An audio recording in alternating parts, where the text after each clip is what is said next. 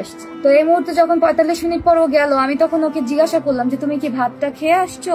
বলে যে হ্যাঁ মা খাইয়ে দিয়েছে। আমি বললাম তোমার বউ তুমি শুনলা যে সুইসাইড করতে যাচ্ছে, তো তোমার মাতৃভক্তি এত বেশি যে তোমার বউ মরলে মরুক, তুমি ভাত খেয়ে আসলা তোমার মার হাতে, তাহলে তুমি কেন আসলা?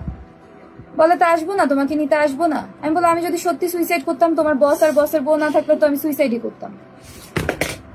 তো ভালো কথা। এরপরে ওর বস আর ওর বসের বউ বোঝাই ঠোচায়া অনেক ইয়াটিয়া করলো, ওকেই বোঝাইলো বেশি যে ভাই আপনি বিয়ে করছেন, আপনার তো একটু বুঝতে হবে, আপনি আপনার ওয়াইফকে কিছুদিন আমাদের কাছে রেখে যান, আমার ওয়াইফের সাথে ও থাকুক। আপনার মাকে যে আপনি বোঝান যে এই মেয়েটার যদি এখন কিছু হয় আমার চাকরি কিন্তু শেষ। ও আমার হাজবেন্ড বললো যে ভাই আমার মাকে বুঝায় লাভ নাই, আমার মা চায় আমাদের ডিভোর্স হোক। সো এই পজিশনে আমার মাকে ওইটা বুঝায় লাভ নেই যে এই মেয়েটার ক্ষতি হইলে কি হবে না না হবে। আমার মা চায় ওর ক্ষতি হোক, ও মরে যাক বা ও চলে যাক, ওর আমার সাথে ও ডিভোর্স হয়ে যাক। এটা বলার পর ওর বস আর কিছু বললো না, বললো যে ভাবি আপনি এখানে 3-4 দিন থাকেন আমার ওয়াইফের সাথে। পরের দিন আমাদের রাত্রে 9:30টার দিকে আমাদের বাসা নিয়ে আসলো 6 মে আমার হাজবেন্ড। আমরা রাত্রে সব ঠিকঠাক করে আমরা ঘুমোলাম। পরের দিন সকালে আমার শাশুড়ি মা আবার শুরু করে দিল, ওই দিনকেই শেষ। ঝগড়া হলো, অনেক চরম পজিশনে ঝগড়া হলো। ওই দিনকে আমার হাজবেন্ডের সাথে আর কথা হয় নাই।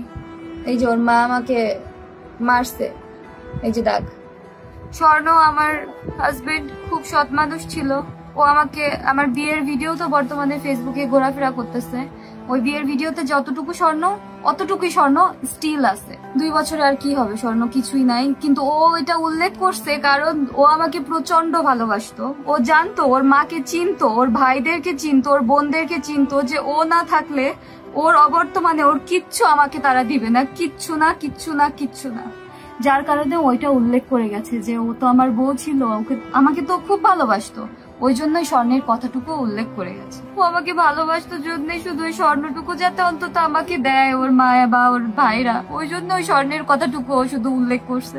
আমার হাজবেন্ড যে স্বর্ণের কথা উল্লেখ করে গেছে সে সব স্বর্ণটুকু ওরই কেনা, বিয়েতে যা দিয়েছে ঠিক তাই, আর একটুও না, আর কিচ্ছু বেশি হয় নাই। 2 বছর বিয়ে হয়েছে আমাদের। আমার বাবা মাও দিয়েছে আমাকে বিয়ের সময় 1 সেট, আর সে দিয়েছে 1 সেট। এই স্বর্ণ বলতে শুধু এই। ওর আর আমার সম্পর্কের মধ্যে আমাদের পার্সোনাল কোনো ইস্যু নিয়ে আমাদের কখনো ঝামেলা হতো না। আমাদের একমাত্র ঝামেলার কারণ আমার শাশুড়ি বাধাই দিত, শাশুড়ি আমাদের ঝগড়ার কারণটা বাধাই দিত। আর আমার হাজবেন্ড আমাকে এত ভালোবাসতো, আমি যদি খুব খারাপ হতাম আমাকে তো ভালোবাসতো না, এতই ভালোবাসতো।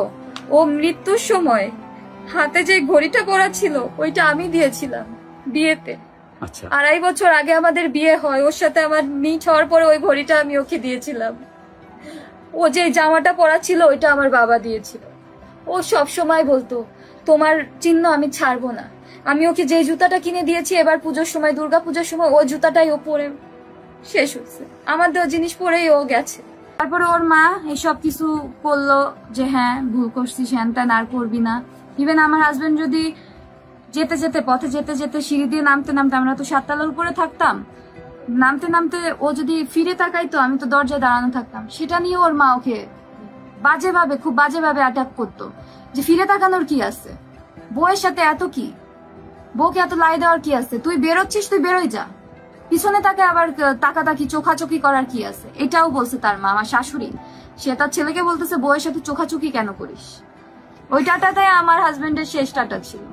আমাকে আমার হাজবেন্ড আর জীবনেও টাটা দিবে না, জীবনেও দিবে না, জীবনেও দিবে না। ও যে লুকায়ও যদি দিত, ও যে লুকায়ও যদি দিত।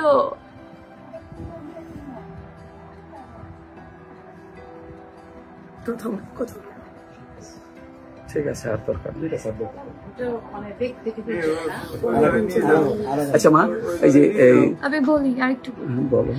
ওই দিনকে দুপুরে ওর মাকে যখন মানাইলো যে মা আমার ভুল হয়ে গেছে আর টাটা দিব না, তখন ওর মা আরো ব্লেম করলো যে তুই যে বাজার থেকে মাছ আনছিস তোর বউ না মাছের পিস গুলা ছোট করছে, অথচ মাছ কিন্তু কাজের মহিলা ওয়াশ টোয়াশ করে দিয়ে গেছে। আমার ভুলটা কোথায় হয়েছে, আমার শাশুড়ি মা কাজের মহিলাকে বলে দিছে যে আমার মানে আমাকে যেন মাছ টাছ ধরতে না দেয়, দেখতেও না দেয়। কাজের মহিলা মাছ ধুয়ে যাবে, ও ফ্রিজে তুলে রেখে যাবে, উনি ওনার মতো রান্না বান্না করবে। কারণ কি, আমার হাজবেন্ড হচ্ছে মাছের পিস গুলা বড় বড় করে আনতো। সে খুব ভালো ছিল, সে তার মাকে বউকে খুব ভালো রাখার চেষ্টা করতো, প্রত্যেকটা সময় প্রত্যেকটা সেকেন্ডে চেষ্টা করতো তার মাকে আর বউকে ভালো রাখার।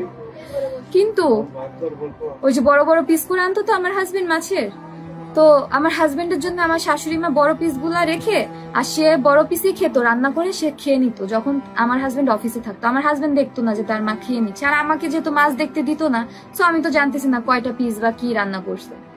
আর যে বড় পিস গুলো ওইগুলোকে 4টা খন্ড করতো, বড় পিস গুলোকে কেটে আমার শাশুড়ি মা 4টা ভাগ করতো। তার ছেলেকে কি দেখাইতো যে তোর বউকে একটা ভাগ দিচ্ছে, আমিও একটা ভাগ খাচ্ছি, আবার রাত্রে তোর বউকে একটা ভাগ দিচ্ছে, আমি একটা ভাগ খাচ্ছি। অথচ সে যে দুপুরে রান্না করে খেয়ে নিচ্ছে এইটা আমার হাজবেন্ড আর জানতো না।